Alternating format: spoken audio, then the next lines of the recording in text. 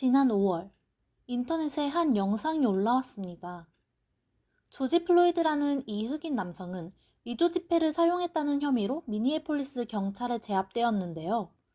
경찰은 10분에 가까운 시간 동안 무릎으로 그의 목을 짓눌렀고 살려달라고 애원하던 그는 구급대원이 도착했을 땐 이미 의식을 잃은 상태였습니다. 그리고 그가 그렇게 의식을 잃는 순간까지의 충격적인 상황이 영상에 그대로 담겨 있었습니다. 결국 당일 그는 사망에 이르렀고 부검 결과 그의 사망 원인은 질식에 의한 살인이었습니다. 해당 영상은 SNS로 빠르게 퍼져나갔고 전 세계적으로 알려지며 많은 사람들이 분노했습니다.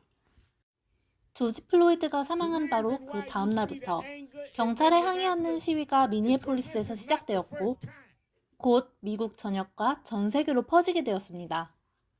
우리나라 서울에서도 시위가 있었죠. 2013년 흑인에 가해지는 경찰의 잔인함에 대응하며 일어났던 Black Lives Matter, 즉 BLM 운동의 불씨가 더 커지게 된 것입니다. 그러나 흑인에 대한 구조적 불평등을 인지하지 못한 국내의 반응은 꽤 부정적이었습니다. 여기서 다수의 댓글은 다음과 같이 의아해합니다. 흑인의 생명도 소중하지만 모두의 생명은 소중한 거잖아. 왜 All Lives Matter이 아닌 Black Lives Matter인 거야? BLM 운동을 제대로 이해하기 위해선 흑인 사회가 겪어온 인종차별의 역사를 들여다볼 필요가 있는데요. 2016년 넷플릭스에서 공개된 다큐멘터리 미국 수정헌법 제13조는 이 법이 인종차별의 수단으로 어떻게 이용되었는지 잘 설명해주고 있습니다. 여기서 미국 수정헌법 제13조란 미국의 남북전쟁 이후 개정된 헌법 조항입니다. 유죄 판결을 받아야 하는 범죄에 대한 벌을 제외하고 노예제도나 비자발적 봉사활동은 미국 내에서 또는 그들의 관할구역에 속하는 어떤 장소에서도 존재할 수 없다. 여기서 악용되는 점은 바로 범죄에 대한 벌을 제외하고 라는 부분입니다. 범죄에 대한 벌로서는 노예제가 가능하다는 걸 의미하는데 이 점을 아주 교묘하게 이용했습니다. 특히 남부는 노예제 폐지로 경제체제의 핵심적인 요소를 잃은 상태였고 경제 재건에 필요한 노동력을 얻기 위해 흑인들을 배회나 불황제 같은 정말 사소한 죄목으로 대거 체포하였는데요. 흑인은 범죄자라는 잘못된 이미지의 시작이었다고 할 수 있습니다. 세계 영화사의 가장 중요한 감독 중 하나로 기록되어 있는 데이비드 워크 그리피스 감독. 그러나 노예 폐지 이후 개봉된 그의 영화 국가의 탄생 또한 흑인에 대한 이미지를 악화시키는 데 일조하였습니다. 미국 최초의 블록버스터 영화라고 할 수 있는 이 작품은 토머스 딕슨 주니어의 클란스만을 원작으로 하고 있는데 애초에 이 소설은 미국의 백인 우월주의 단체 KKK를 미화하고 있습니다. 소설의 부제마저 KKK의 역사적 로망이었으니까요. 이 영화는 흑인들을 야만적이고 짐승 같은 모습으로 묘사하고 백인 여성에게 위협적인 강간범, 범죄자의 이미지로 만들었습니다. 백인 남성의 흑인 여성 강간이 흑인 남성의 백인 여성 강간보다 많았다는 기록이 있었음에도 사실 여부는 중요하게 받아들여지지 않았죠. 1876년 시작되었던 진크로법. 흑인과 백인은 동등한 지위를 가지지만 그 둘을 분리시키는 법안이었습니다. 백인들이 권력을 잡은 사회에서 동등한 지위, 평등이라는 것은 껍데기에 불과했고 흑인들은 공공시설에서 백인들과 분리되어 불평등한 대우를 받았습니다. 투표를 거부당하기도 하고 학교에 가는 것도 허용되지 않았습니다. 동등한 권리를 되찾기 위해 많은 시민권 운동이 진행되었고 그 과정에서 많은 운동가들은 범죄자 낙인이 찍혔습니다. 짐크로법이 결국 90년에 가까운 세월이 지나 1965년에 폐지되었음에도 백인 정치인들은 범죄율이 증가했다라는 핑계로 또 다른 전략을 펼치기 시작했습니다. 바로 범죄와의 전쟁입니다. 제37대 리처드 닉슨 대통령은 법과 질서를 강조하며 범죄에 대한 공포심을 이용했습니다. 시민권 운동이 야기한 도시의 혼란을 얘기했고 마약과의 전쟁을 선포하며 마약 중독과 약물 의존 문제를 건강이 아닌 범죄 문제로 취급하기 시작했습니다.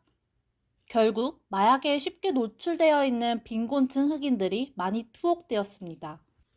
후에 닉슨 행정부의 고위 관계자가 마약과의 전쟁은 흑인을 투옥하려는 의도였다는 사실을 밝히며 인종차별적 의도가 있었다는 사실이 밝혀지기도 했죠.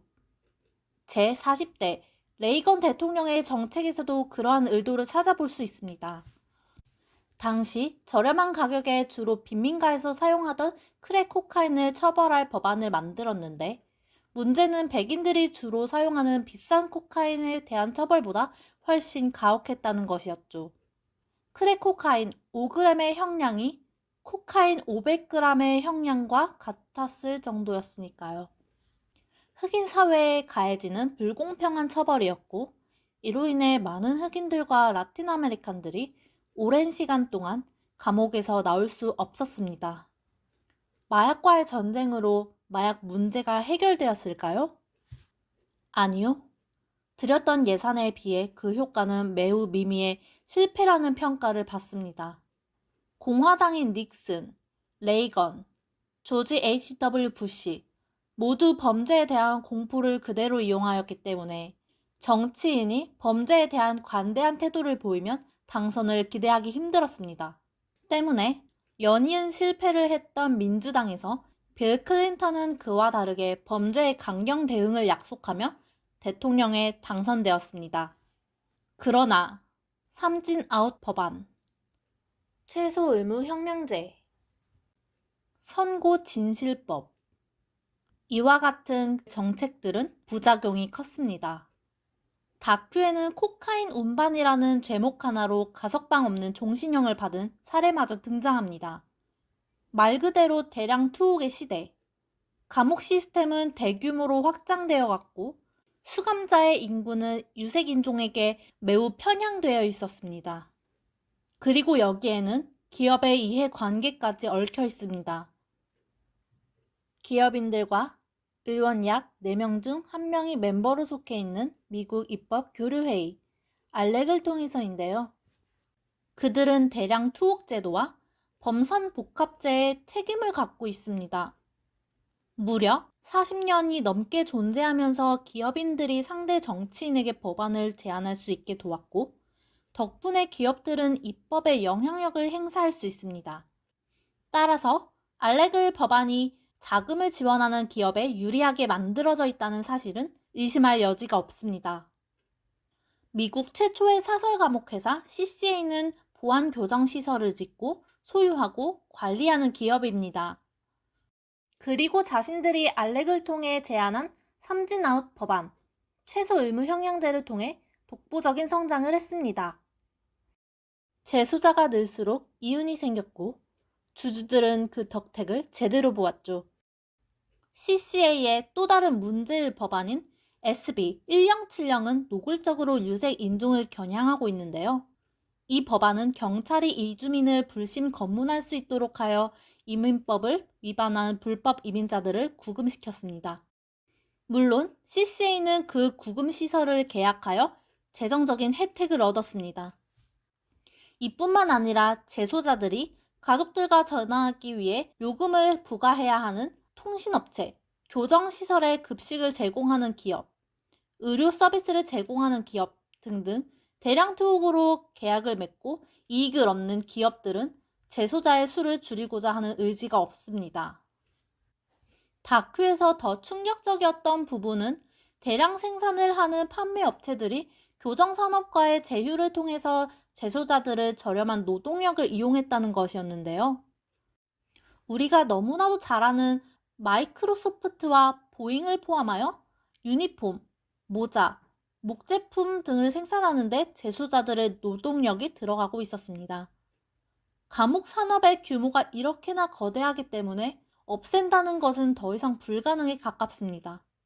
결국 정치적이고 경제적인 이유로 범죄에 더 쉽게 노출되어 있는 빈곤층, 유색인종들이 직접적인 피해를 입게 되는 거죠. 현재 투옥된 흑인의 수가 노예제 폐지 전 흑인 노예의 수를 넘어섭니다. 교정시설에 수감되는 인구의 40%가 흑인 남성인데 더 충격적인 건 미국의 총 인구에서 흑인 남성은 6.5%밖에 되지 않는다는 것입니다. 백인 남성이 살면서 감옥에 갈 확률은 17명 중 하나일 때 흑인 남성은 3명 중 하나입니다. 혹시 아직도 블랙 라이브스 매터 운동이 불필요하게 느껴지시나요? 경찰의 조지 플로이드 과잉 진압 사건으로 많은 한인들도 유색 인종의 입장에서 공감하고 분노하며 인종차별 반대 시위에 적극적으로 참여했습니다.